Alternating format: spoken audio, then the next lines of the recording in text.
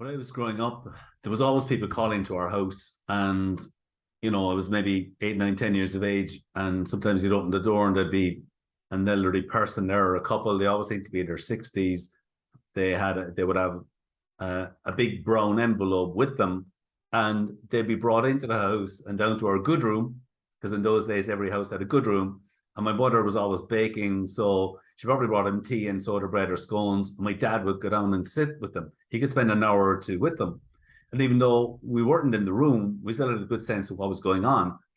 Those people had probably received a government form in the post around pension, because in Ireland, when you hit 65, you get a state pension. So it's a big form, 20, 30 pages to fill in, and it would come to my dad. So why were they calling to my dad? Now, a lot of these people had grown up in the 1930s, where a lot of them left school at 12, because big families back then, and certainly the elder children, would have to go and earn money. So to go work on a farm or work in the mill in Blarney. And my dad was fortunate, himself and all his brothers got a secondary education until they were 18. So my dad was seen in our village, and for miles around, he was seen as an educated man. So he would sit down with these people and he would help them fill in that form, and he could spend an hour or two with them. And there was always people calling to the house. So I grew up watching my dad do this. And then years later, I have my own consulting business and working with business owners, quite often helping them grow their sales and profits.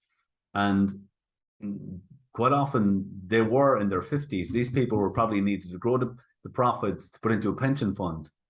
And I remember going through an exercise with somebody and I made that connection, and it was very emotional, because I realized that me watching my dad help people retire and fill in those forms, what I was doing was very similar. And then I'd never realized it until then, and it was quite emotional.